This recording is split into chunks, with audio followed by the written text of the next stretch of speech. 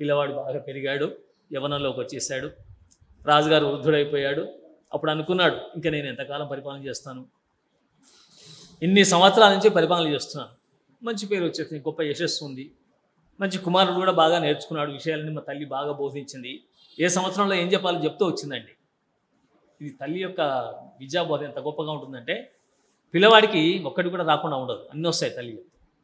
కాకపోతే చెప్పే తిరిగే చెప్పాలి. అతి గారవం పనికిరాదు, అతి కఠినత్వం పనికిరాదు. లాలనాత్ బహువో దోషాః తాడనాత్ బహువో గుణాః తస్మాత్ శిష్యంచ పుత్రంచ తాడయ్యేత్ నత్ లాలయ్యేత్ అని పూర్వం చెప్పేవాళ్ళు. అలా అవసరం వచ్చినప్పుడు కోప్పడాలి, కొట్టాలి, ఒకటేయాలి, ఏం కాదు. కానీ అది లేదు. ఇప్పుడు పరిస్థితుల్లో అసలు లేనది. పిల్లలు అసలు పొరపాటున కూడా కొట్టారు. తాత ముత్తాత కోపడితే కూడా వాళ్ళకి వీళ్ళ మీద వాళ్ళ కోపం వస్తుంది, తాతగారి మీద అమ్మమ్మ మీద కోపం వస్తుంది తప్ప పిల్లల్ని ఏమన్నారు. తప్పు చేసినప్పుడు కోపడాల్సింది. తప్పు చేస్తే దండిస్తారనే భయం పిల్లల్లో ఉండాలి. అందుకోసం అదే చెప్పారు, లాలనాత్ బహువో దోషాః. అతి గారాబం చేస్తే అనేక దోషాలు ఏర్పడతాయి పిల్లవాళ్ళు. తాడనాత్ బహువో గుణాః. ఒకసారి శిక్షిస్తే గనక పిల్లవాడు మళ్ళీ తప్పు చేయకుండా ఉంటాడు. ఓహో ఇది చేయకూడదు, చేస్తే శిక్షిస్తారనే భయం ఉంటుంది. అందుకోసం శిష్యులైనా తర్వాత పుత్రులైనా సరే ఇలా శిక్షణ ఇస్తూ నెమ్మదిగా పెంచండి అని చెప్పేసి బోధించారు నీతిశాస్త్రంలో. సరే, నీతిశాస్త్రం ఎట్లా ఉన్నా కూడా ఇక్కడ పిల్లవాడిని చక్కగా తల్లి తీర్చిదిద్దింది. తండ్రి పరిపాలన కూడా చూస్తున్నాడు. పిల్లవాడు బాగా ఎదిగాడు, పెద్దవాడయ్యాడు. వీళ్ళు వృద్ధులైన తర్వాత ఋతధ్వజుడు అనుకున్నాడు, ఇంకా నేను పరిపాలన నుంచి విరమించుకొని వానప్రస్థాశ్రమానికి వెళ్ళడం మంచిది. ఆ బోధలన్నీ నేను విన్నాడు, పిల్లలకు చేస్తున్న బోధలన్నీ విన్నాడు. ఈయనకు అంతో ఇంత ఆత్మజ్ఞానం కూడా అంటింది, ఆశ్రమ ధర్మాలన్నీ తెలిసిపోయినాయి. అందువల్ల ఈ వయసులో నేను ఇంకా పరిపాలన చేస్తూ కూర్చోవడం సరికాదు. ప్రాణం పోయిన దాకా కూర్చుంటారు, సీట్ వదలరు చాలామంది. 80 ఏళ్ళు వచ్చినా 90 ఏళ్ళు వచ్చినా కూడా వదలరు, అలా పట్టుకొని కూర్చుంటారు. అది కాదు, మనం చేయాల్సిన వయసులో చేసేసాం, అయిపోయింది. ఇప్పుడు పిల్లలకు అప్పచెప్పాలి బాధ్యత. ఇంట్లోనైనా అంతే అండి, మన బాధ్యత మనం నెరవేర్చాం పెద్దవాళ్ళం. ఇంకా మనమే బొడ్లో తాళ్ళు చేతులు పెట్టుకొని నేనే చేస్తాను పెత్తనం అని చెప్పేసి అనకూడదు. అమ్మమ్మ కానీ నానమ్మ కానీ అనకూడదు. పిల్లలు పెద్దగా పెడతారు, వాళ్ళకి అప్పచెప్పేస్తే మనకి ఏ చీకు చింత ఉండదు, ప్రశాంతంగా ఉండాలి. వాళ్ళు అడిగితే సలహా ఇవ్వడం, లేకపోతే లేదు. ఇలాంటి పరిస్థితి ఉంటే ఇంకా మనకు విచారం ఉండదు. ముందు పిల్లలు వాళ్ళు చూసుకుంటారు, కష్టాలు బాధలు వాళ్ళు పడతారు. సరే, ఏదేమైనా కూడా ఇక్కడ ఆ తండ్రి నిర్ణయించుకొని ఇద్దరు తల్లిదండ్రులు ఇద్దరు కూడా పిల్లవాడికి పట్టాభిషేకం చేయాలని చెప్పి ముహూర్తం నిర్ణయించారు. ఇంకా రాజు కావాలంటే పట్టాభిషేకం చేయాలి కదా. ఆ నదిలో నుంచి నీళ్లు తీసుకొస్తారు, ఆ పట్టాభిషేక వ్యవహారం మంత్రాలు గింత్రాలు అవన్నీ చదువుతారు, చేసేస్తారు. అలా అందరినీ పిలిచారు, సామంతరాజులను వాళ్ళు వీళ్ళం. అలర్కుడికి పట్టాభిషేకం చేశారండి. ధ్రువంతే రాజా ధ్రువం దేవో బృహస్పతి అని మొదలుపెట్టి మంత్రాలు ఉంటాయి. ఆ మంత్రాలను చదివి చక్కగా ఆయన పట్టాభిషేకం చేసేసి చాలా సంతోషపడి ఇక మనం వానప్రస్థానికి వెళ్దామని నిర్ణయించుకున్నారు. మదాలస ఋతధ్వజుడు భార్యాభర్తలు ఇద్దరు కూడా వానప్రస్థానం వెళ్దాం అనుకున్నారు. వెళ్లే ముందు చివరి బోధ చేసింది మదాలస. ఒక మాట చెప్పింది, బోధ కాదు ఇది, ఒక మాట చెప్పింది. నాయన కుమార, నీకు ఒక ఉంగరం ఇస్తాను. ఈ ఉంగరాన్ని తెరిస్తే లోపల ఒక చిన్న చీటీ ఉంటుంది. ఆ చీటీలో సన్న అక్షరాలతో రాయబడి ఉంటుంది ఒక శాసనం. నువ్వు బంధువుల వల్ల కానీ లేదా ఇతర స్నేహితుల వల్ల కానీ శత్రువుల వల్ల కానీ లేదా నీకు ప్రియమైన వారు చనిపోవడం వల్ల కానీ ఎప్పుడైనా బాధ కలిగితే, విచారం కలిగితే, సంతప్తుడవైతే, తట్టుకోలేని పరిస్థితి ఏర్పడితే, బాగా వ్యాకులత్వం ఏర్పడితే అప్పుడు ఈ ఉంగరాన్ని తెరిచి చూడాయన, అంతవరకు మాత్రం తెరవద్దు, ఈ ఉంగరాన్ని చేతి పెట్టి ఉంచుకో అని చెప్పేసి ఉంగరాన్ని ప్రసాదించి చెప్పింది ఆవిడ. ఈ చివరి మాటలు ఆ వ్యాకులత్వం కలిగినప్పుడు, బాధ కలిగినప్పుడు, జీవితంలో ఇంకా తట్టుకోలేము అనే పరిస్థితి వచ్చినప్పుడు, అలా తట్టుకోలేక చాలామంది ఆత్మహత్య చేసుకుంటారండి. అలా ఆత్మహత్య పరిష్కారం కాదు, జీవితానికి ఎదుర్కోవాలి, సమస్యలు ఎదుర్కోవాలి, చక్కగా నిలబడగలగాలి, ఉండాలి. అందుకోసం తల్లి ఏం చేసిందంటే ఉంగరాన్ని ఇచ్చేసి దీంట్లో ఒక చిన్న చీటి రాసి పెట్టాను. ఆయన ఎంత జ్ఞానం మదాలస, దైవాంశ సంభూతురాలు కాబట్టి ఆమెకు సహజంగానే ఉంది. కాబట్టి ఈ జ్ఞానం అది అంతా చెప్పేసి మేము మాత్రం వెళ్ళొస్తాను ఆయన అని చెప్పేసి పిల్లవానికి ఆశీర్వచనం ఇచ్చి, ఈ విషయాన్ని మాత్రం అప్పుడే చదువుకో, నీకు ఎప్పుడు ఇబ్బంది ఉంటే అప్పుడే మాత్రం ఇప్పుడు మాత్రం తీయొద్దని చెప్పేసి ఆశీర్వచనం చేసేసి నువ్వు హాయిగా సుఖంగా రాజ్యపాలన చేయను ఆయన అని చెప్పేసి ఇద్దరు దంపతులు కూడా తపస్సు చేసుకుంటామని చెప్పేసి అడవికి వెళ్ళిపోయారు. ఇలా మదాలస చరిత్ర వాళ్ళు అడుగుతూ వెళుతంతో అయిపోయింది. ఇక అలర్కుడు అన్నీ విన్నాడు. పాపం మనిషి ఎలా జీవించాలి, సాధారణ పరిపాలన ఎట్లుండాలి, ఆశ్రమ ధర్మాలు ఎట్లుండాలి, రాజు ఎలా పరిపాలిస్తే ప్రజలు సంతోషిస్తారు, ఇవన్నీ వినడం చేత అతనికి అన్నీ మనసులో బాగా పట్టినాయి తల్లి చెప్పడంతో.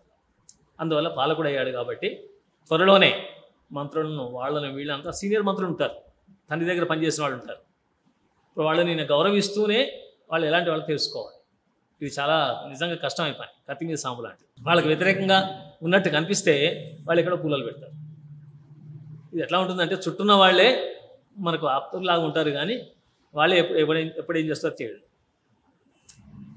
అతి పరిచయ దవజ్ఞ అంటారు. అందుకోసం బాగా దగ్గరగా ఉండే వాళ్ళని పరిశీలిస్తూ ఆయన రాజ్యపాలన ప్రారంభించాడు. ధర్మం బాగా నేర్చుకున్నాడు కాబట్టి ధర్మబద్ధంగా అర్థ సంపాదన ఎలా సంపాదించాలో ఏం చేయాలని చెప్పింది కదా తల్లి. అర్థ సంపాదన అంటే ఏంటంటే పని దోచుకోవద్దు, ప్రజల మీద ఇష్టం వచ్చినట్టుగా పన్నులు వేయకూడదు. ఆ పన్నులు కూడా ఎలా అంటే నెమ్మదిగా తీసుకోవాలి, వాళ్ళు మా కోసమే స్వీకరిస్తున్నారు అని భావన కలిగి పన్ను కట్టగలగాలి. అంతేగాని వాటిని తీసుకెళ్ళి వృధా ఖర్చు చేసేసి మాకు పర్సెంటేజ్ వస్తుందని చెప్పేసి దానికోసం అనవసరమైన ఖర్చు చేయకూడదు. ఈ రాజు యొక్క ధర్మాల్లో మొట్టమొదటిది అర్థసేకరణ. అది కూడా ధర్మబద్ధంగా చేశాడు, ఆయన చేస్తున్నాడు. అలాగే పెళ్లి చేసుకున్నాడు. కామ పరిపాలన తల్లిదండ్రులే చేశారు, చేసి పట్టాభిషేకం చేసి వెళ్ళిపోయారు. కాబట్టి ధర్మబద్ధంగా కామాన్ని పరిపాలిస్తున్నాడు. తల్లి చెప్పిన మాటలు గుర్తుంచుకున్నాడు. పొరపాటున కూడా పరస్త్రీల వైపు చూడకు నాయన అని చెప్పారు. ఇలా ఉన్నవాటిని అనుభవిస్తూ నెమ్మదిగా చక్కగా పరిపాలన చేస్తున్న వాడికి కొంతకాలం అయిన తర్వాత నెమ్మదిగా మనసులో మార్పులు చేస్తాయి. సుఖభోగాలు పెరిగిపోయినాయి, భోగాల మీద కాంక్ష పెరిగింది. పెరగడం చేత అతడు తల్లి బోధంతా పక్కన పెట్టేసి తాను భోగాల మీదనే దృష్టి పెట్టేశాడు. ఈ శరీరం ఎలాంటిదంటే దీని సుఖం కలిగించకపోతే ఇంకా సుఖం కావాలంట. శరీర తత్వం అట్లా ఉంటుంది. మనసు ఎలాంటిదంటే మనకు ఎప్పుడు సంతోషం కాదు, ఎదుటివాడు పొగుడుతుంటే మనకు ఆనందం. అది పొగడటం తన పని కోసం పొగుడుతున్నాడా లేకపోతే ఊరికే కావాలని పొగుడుతున్నాడా, ఏం చేస్తున్నాడు? ఆ పొగడటం, ఆ ప్రశంస అనేది ఎట్లా ఉంటుందంటే ఆ ప్రశంసించే వాడికంటే శత్రువు గొప్పవాడు అంటారు ధర్మశాస్త్రంలో. నాకు శత్రువు ఎదురుగుండా ఉంటే వాడు మన లోపాలు చెప్తాడు, వీడు అలా కాదు, ఏం లేకుండా ఇంత గుణం ఉన్నట్టుగా చూపించి పొగుడుతుంటాడు. దానివల్ల ఏమవుతుందంటే మనం మోసపోతాం. అందువల్ల ఈయన నెమ్మదిగా ఆ ప్రశంసలకు వాటికి వీటికి అలవాటు పడిపోయి సుఖభోగాలకు అలవాటు పడి ఇక రాజ్యపాలనతో పాటు విపరీతమైన సుఖాలు అనుభవించడం ప్రారంభించాడు. ఎంతవరకు ఉండాలో ఎలా ఉండాలో అలా ఉండటం పోయింది.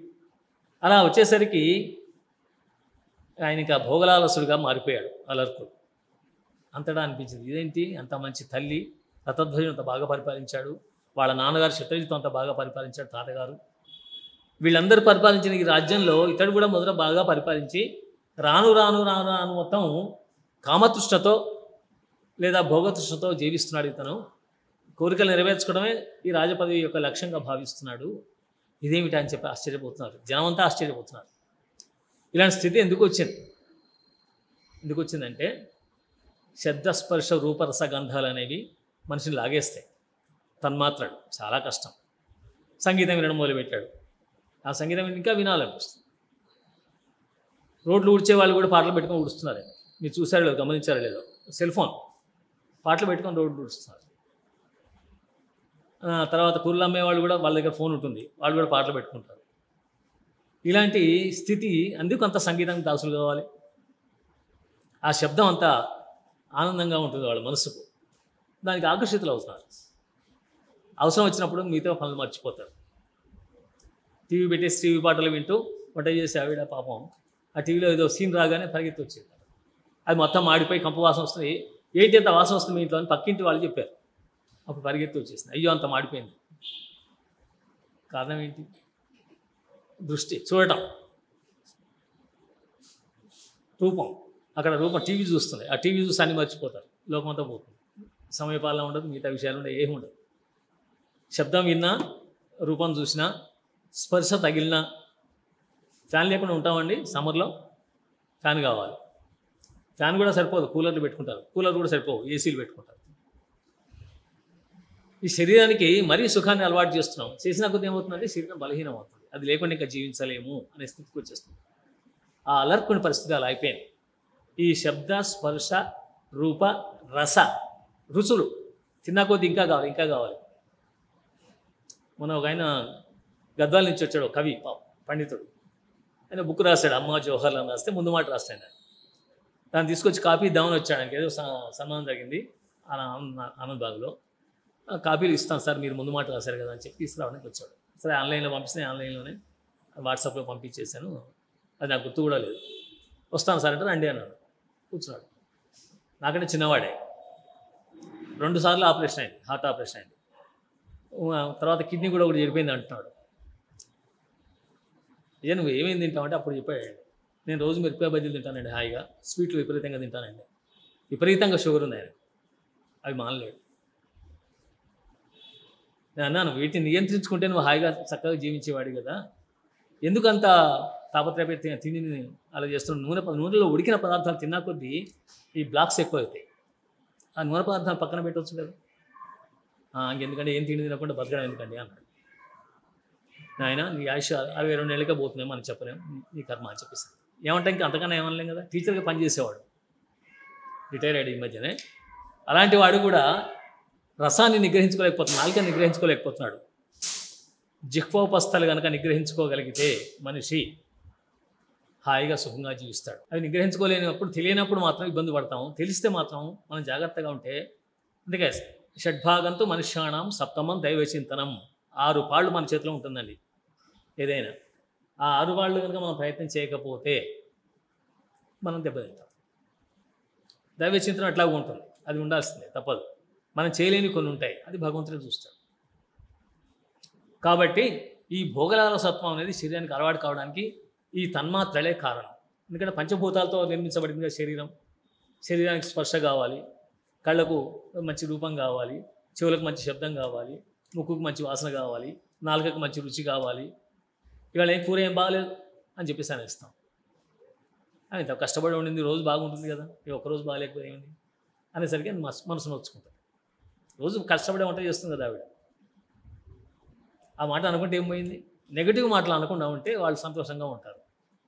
ఏం చెప్పకపోతే అడుగుతారు ఇంకా వాళ్ళు, ఏమండి ఇవాళ కూర నచ్చలేదని వాళ్ళే అంటారు. ఏం మాట్లాడలేదు, బాగుందంటే సంతోషిస్తారు. అంతే కదా, ఎవరికైనా సరే ప్రోత్సాహం.